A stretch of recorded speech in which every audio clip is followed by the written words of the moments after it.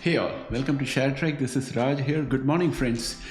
I'm looking at the market status and it makes me feel that probably I might miss some opportunities, and at the same time it fills me with a lot of fear that things might change. I'm going to talk about that today, and I'm also going to look at a few of our stocks that we have, and I'm going to talk about 3 other stocks which I have in my portfolio which I'm holding for a slightly longer period of time, and these are going to be Walmart, Costco and Berkshire Hathaway.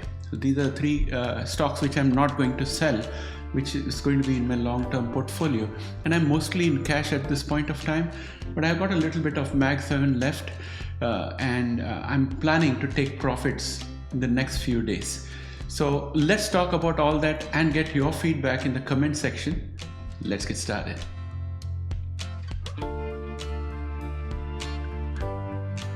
Welcome back, friends. What you see behind me is the NASDAQ chart, and this chart is a monthly chart, which means each of the candles is a 1-month candle. And when I look at this chart, I can see that we have always been going up. We have been in a very long bull channel. There was a period of time when we were in a long bear channel and then a bit listless. But the raise that we have seen here is spectacular. You could attribute that to the .com, and you could attribute that to various technology revolutions that came in. And the latest one could be attributed to AI, which I think is still in its infancy. We are still to see AGI, we are still to see AI-enabled robots, and devices are starting to get some AI capabilities. So we are just in the beginning, and there is a lot more of growth to go. But having said that, I'm looking at the last great jump that we had. It lasted approximately around 20 months, and right now we have been seeing a jump of almost more than 20 months. So if you look at it from the bottom of this cup and handle pattern, and what's more, we also exhausted the cup and handle target, which was one of the reasons why I thought Nasdaq would go up further. And if we look at our RSI, it's overbought. And if you look at the MACD, it is bullish, but it's trending towards the signal line. So if we look at the political situation also, the new government is going to come in somewhere around the 20th of January. So they have radically different plans, and there is also all the proposals which are already in circulation. So when I look at all of that and the recent move in South Korea of martial law and the resultant bond market activity, I'm thinking that we are heading into an uncertain future. And I'm looking at my own portfolio, and I think that I have done the right things so far. Of course, most retail investors like myself always have got a great deal of conviction on what we do when we do it. The thing is, you don't know that the market has crashed until it does. Until then, it's a bull market like it is right now. And everybody is like, we are going to go for it. And they put money into the stock market, and the market keeps on going up merrily. But if you look at the valuations, if you look at the PEs and see how stretched they are, it creates a sense of fear in my mind. And I'm thinking that maybe there is a little more left in the rally, probably a month and a half. We are already in the first week of December, and maybe 5 weeks more, let us say, that the rally can go on. And then when it drops, it's going to drop fast. If you look at the previous drop, we had 1, 2, 3, 4, 5, 6, 7, 8, 9, 10, 11 months of drops before it started picking up. That's almost a year. And if one was to dollar cost average, you need a lot of money to dollar cost average your way down, because just like on the way up, we don't know how soon there's going to be a turnaround, because different drops were a different duration. So I'm thinking that I'm already 60% in cash.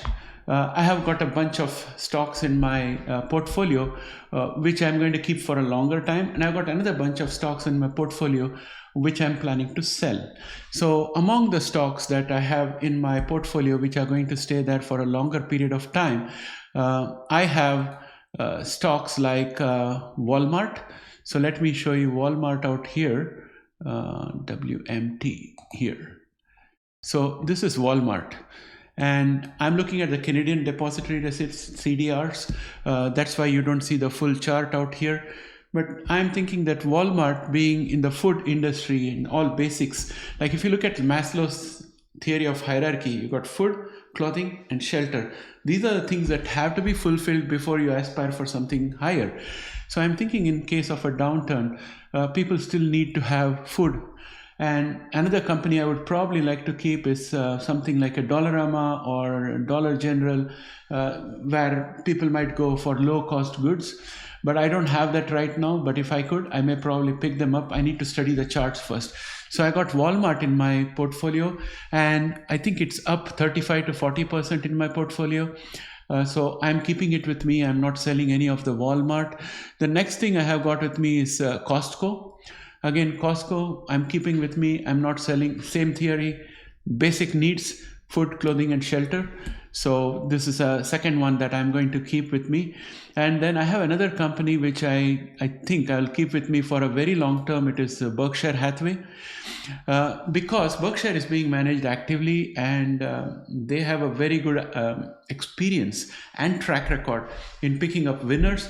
And right now they're sitting on $365 billion worth of cash, having liquidated from Apple and Bank of America. So they are waiting for something big to happen, just like I'm doing with my portfolio, which is inspired by what they are doing as well. Because I'm looking at what they are doing and I'm thinking, if they are doing that, shouldn't I re-examine? Why not take profit while I still can on the stocks that have gone up rapidly? So which are those stocks? I've got Google, Microsoft, I have got Meta, I've got Nvidia, I've got AMD. Of course, my AMD is at a loss even now because my purchase price was high. I didn't get out at the right time, and I'm going to keep that. But with regard to the others, I've already taken 50% of my profit on all those stocks, and I'm thinking that I will sell a little more, but I'm going to keep Google with me and Amazon with me, because these two companies I think have got still more potential. So I would look forward to dollar cost average on them when the market starts going down. So I'm going to keep those two holdings with me, that is Google and Amazon. But the rest of the others, I think I'm happy to sell. So that's what I'm looking at. Now, there was ExxonMobil in my portfolio. I sold it off, and I still have got Chevron, which I'm thinking of selling off anytime soon. So those are the holdings that I'm going to sell off and keep with me. And I'm also looking at my indicators. If you look at S&P 500, many commentators are talking about S&P 500 going all the way up to 6,100. Right now it's at 6,049. So even if they are correct about 6,100, you just got another 51 basis points of move upward for S&P 500. Look at the RSI. It's very overbought, and in the past RSI has generally come down from out here. Pre-market, we are still probably looking at a mild positive of 0.29% if we take the S&P 500 E-mini futures as a proxy. It's up 0.30% in pre-market trade at around 7:22 a.m. So there could be a little bit of gains here and there, but my question is, as a retail investor with my risk profile, am I happy to let go of my profits and not have enough money in my hand and look at a red portfolio which gets redder and redder as the market drops? So I'm thinking I would rather take my money and wait in the sidelines. I guess at the end of the day, what is more important for me is to book my profits and have cash in hand, preserve my capital, and be able to take opportunities and buy good stocks on the cheap when the market is down. So I'm going to sell a few more of my stocks, especially from the Mag 5 and Mag 7, and get some more money in my hand. I'm going to retain some of those stocks that I said, like Berkshire and Walmart, Costco. I'm going to position myself to dollar cost average in Google and Amazon, and I might buy fresh positions on Microsoft, Apple, Meta, etc. once the stock market falls down. So that's my plan. Do I know when it's going to fall down? Not at all. If I knew that, I would be rich. Do I know how long it's going to fall, keep falling, how low it will go? I don't know, but I would try to take the aid of technical analysis and look at support levels like 19,458, which is the next support level for NASDAQ. And then we have 18,512.58. These support levels will give an idea of potentially dollar cost averaging a little nibble at a time, but as the time goes by and we go lower and lower, the nibbles can become bigger and bigger. So that way we have a good dollar cost average, so that when the rebound takes place, we just sit back and watch the profits go up. And once we reach a particular level where we think that the PE is stretched and the optimism is too high and the RSI shows overbought, that's when you start selling off portions. That's the way I'm approaching it, and I would like to hear from you guys. What are you thinking about this as a retail investor? At the end of the day, our channel is a retail investor channel. I'm not here preaching you what to do. I'm sharing my thoughts and letting you know how I'm thinking and inviting your feedback. It's like a discussion forum.